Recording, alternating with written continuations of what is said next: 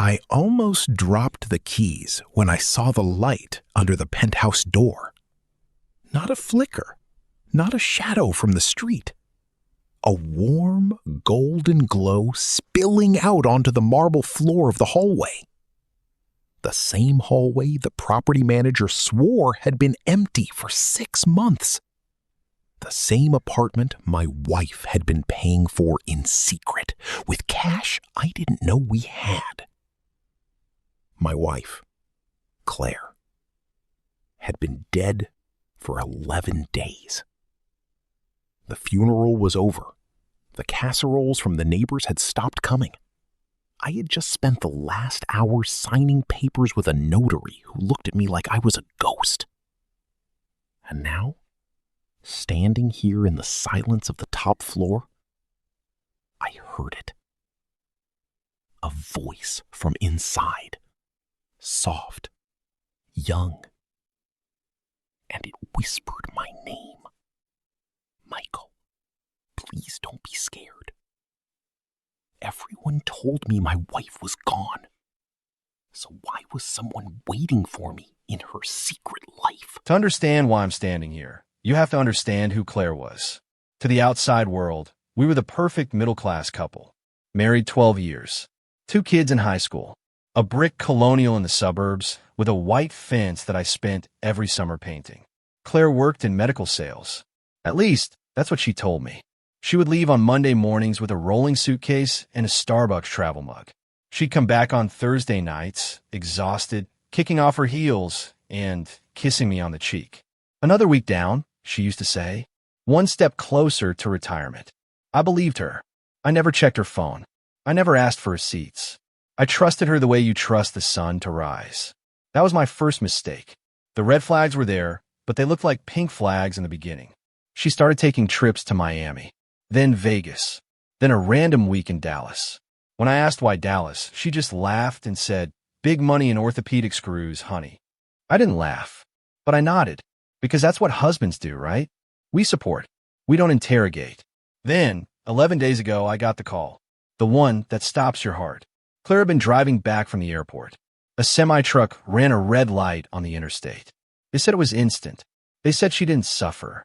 I stood in the ICU hallway, listening to a doctor use the word impact, and I felt my entire future collapse into a single silent scream. The funeral was beautiful. Hundreds of people. Half of them I didn't recognize. Men in expensive suits crying harder than me. Women with diamond bracelets holding my hand like they'd known Claire for decades. I didn't ask who they were. I was too numb. But last Tuesday I got a letter. Hand-delivered. No stamp. Just an envelope with my name on it and a return address for a law firm I'd never heard of. Inside was a single sentence. Please come to our office to receive your late wife's final asset. She made us promise not to contact you until after the funeral. I sat in that lawyer's office for 45 minutes yesterday. The notary was a woman named Margaret with reading glasses on a chain. She kept shuffling papers and not making eye contact. Finally, she slid a key across the mahogany desk. Not a house key, not a car key. A sleek, modern fob with a Penthouse logo on it. "What is this?" I asked. Margaret took a deep breath. "Your wife owned property, Mr. Harrison. A penthouse suite in the Meridian Tower. Downtown. She purchased it 6 years ago for $1.2 million. Cash." I laughed. I actually laughed out loud. Claire couldn't balance a checkbook. Claire clipped coupons from the Sunday paper. "There's been a mistake," I said. Margaret didn't smile. "Your wife made me promise never to tell you about this place until after her death. She said you wouldn't understand. She said you tried to stop her." I felt the room get cold. Stop her from what? Margaret slid a second item across the desk.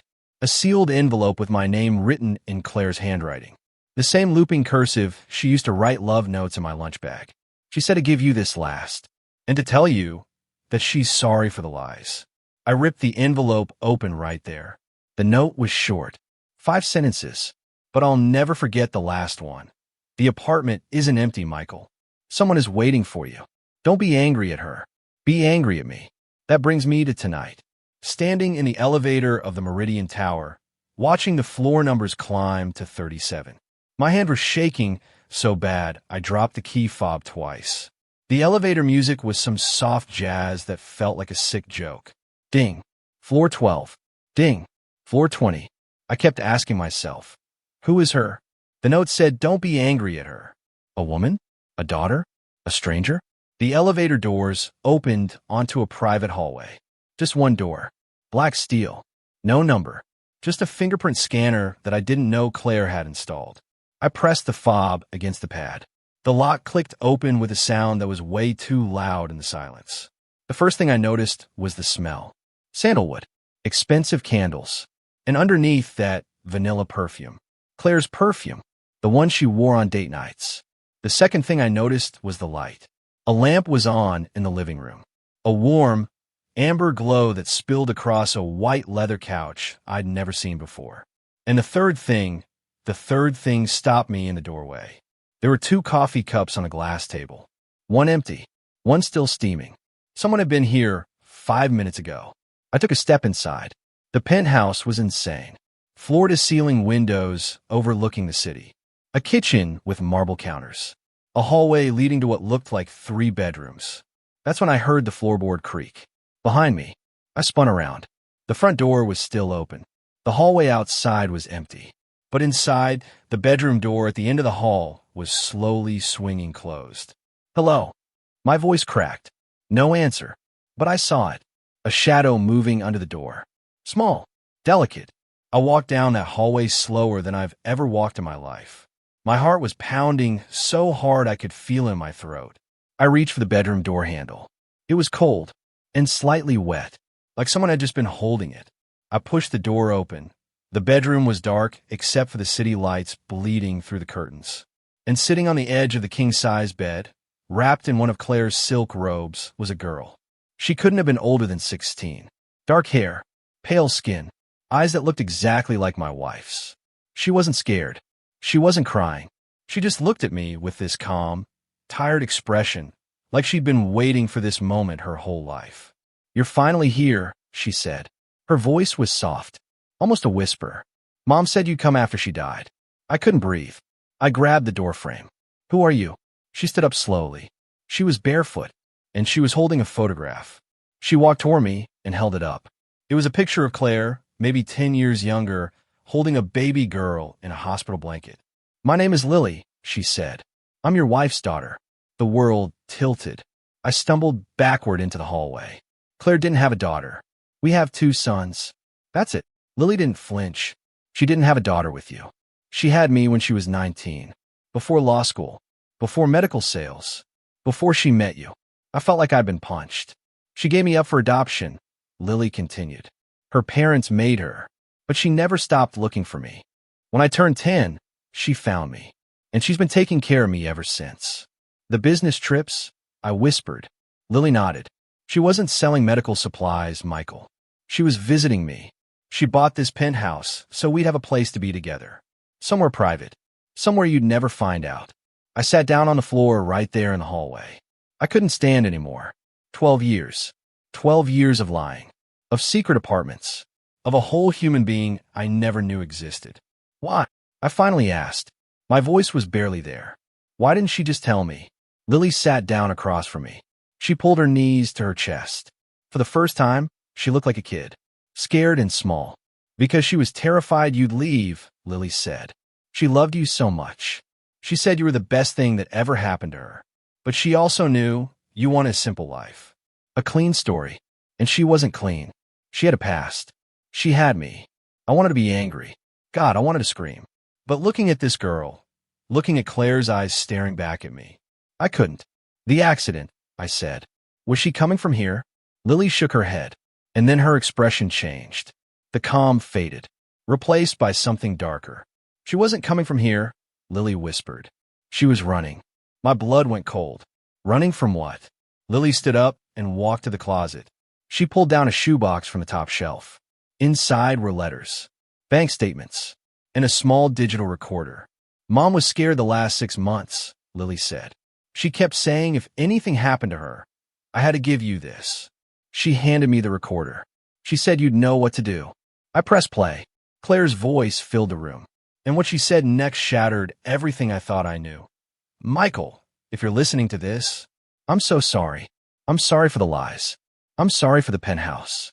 But I need you to listen very carefully. The truck that hit me? It wasn't an accident. It was a warning. I froze. Lily was crying silently. 6 years ago, when I started my real estate investment company, I borrowed money from the wrong people. Not a bank, Michael. A man named Vincent Torrance. He's a developer. He's also connected to things I can't say out loud. I paid him back. Every penny. But he wanted more. He found out about Lily. He threatened to tell you unless I signed over half the properties I owned. I refused.